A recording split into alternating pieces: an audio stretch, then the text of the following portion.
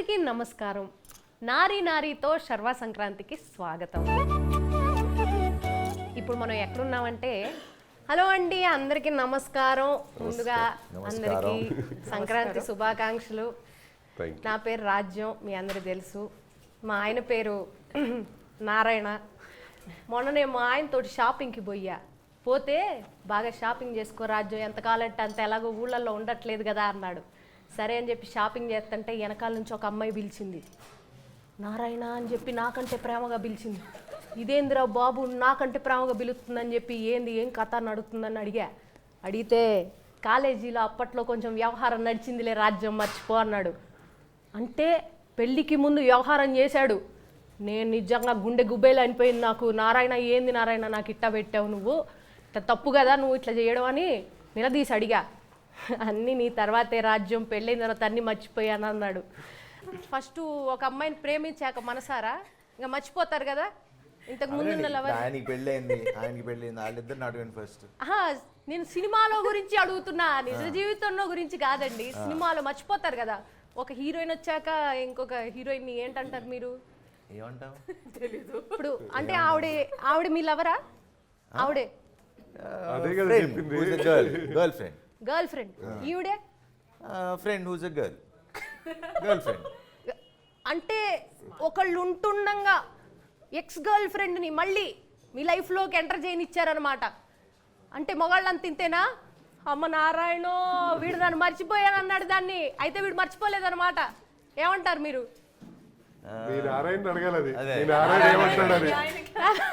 మగాళ్ళంతా ఒకటేనండి కాదా? చెప్పండి. పెద్దవాళ్ళు మీరు, అందరికంటే గురువులు పూజ్యులు పెద్దలు. ఈ విషయంలో మంచి అవగాహన ఉన్న వాళ్ళు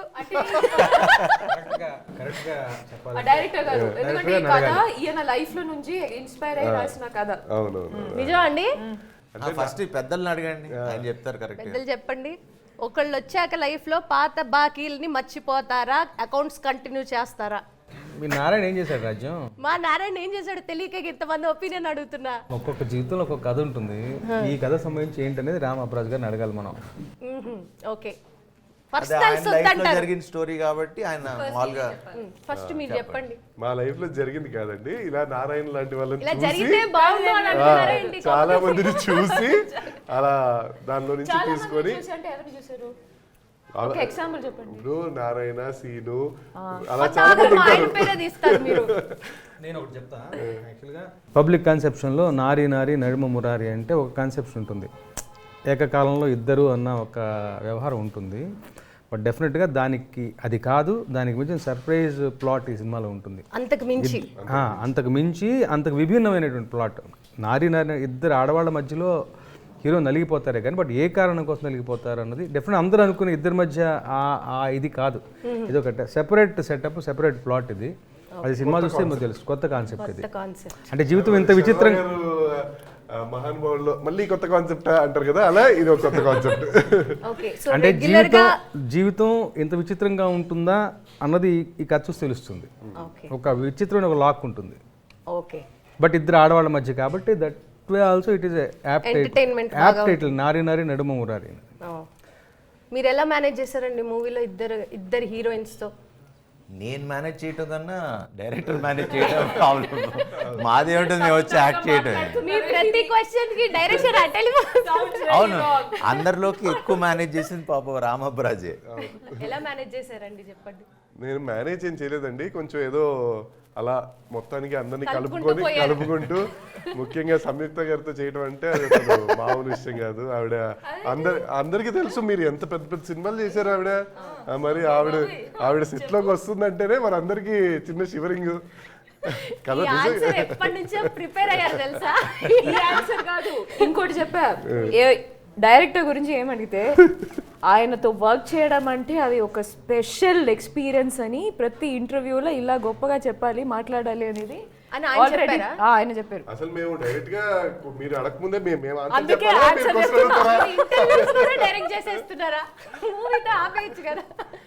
సో లేదు, మీరు అడిగిన దానికి ఏంటంటే అందరినీ యాక్చువల్లీ మాకు అంత హడావిడి లేదు, అంత ఎంజాయ్ చేస్తూ ఎంటర్టైన్ అవుతూ అందరం ప్రతిరోజు నవ్వుకుంటూనే అంతే హ్యాపీగా వెళ్ళిపోయింది. సినిమాలోనే అంత సీరియస్ లేదు. సీన్స్ ఏమీ లేవు. Full entertainment, comedy, real life లో కూడా entertainment, full entertainment, full fun.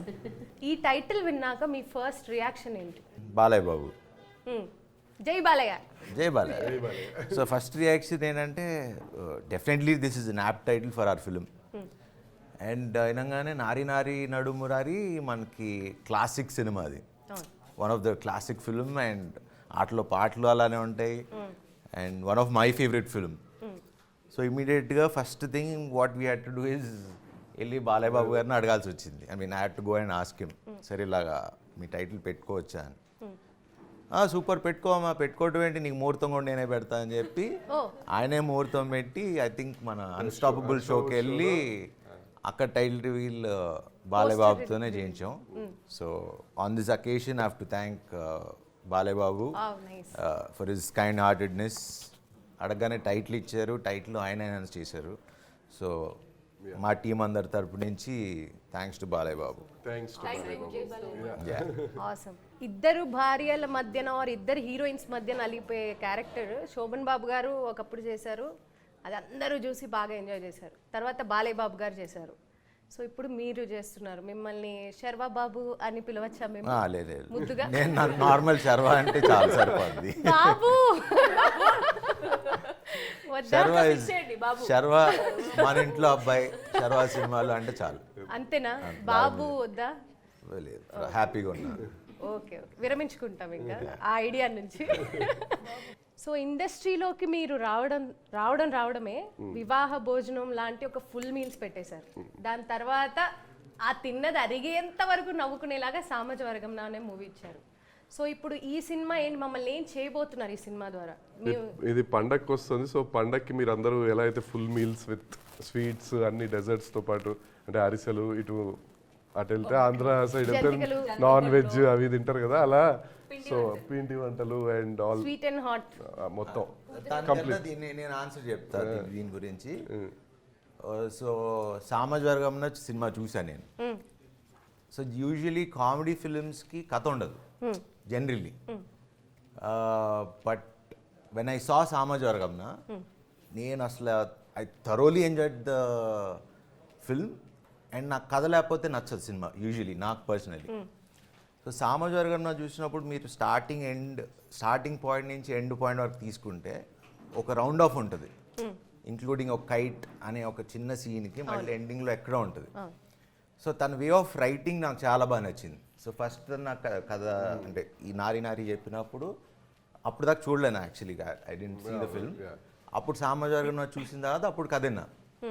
So the way he ఒక కథ రాసుకునేటప్పుడు ఎంటర్టైన్మెంట్, ఆబ్వియస్లీ అందరూ ఎంటర్టైన్మెంట్ చేయాలి, మంచి comedy film, full meals, what ever XYZ అంటాం కానీ, బట్ ఆ కథను రాయటం చాలా కష్టం, ఎస్పెషలీ ఫర్ కామెడీ ఫిల్మ్.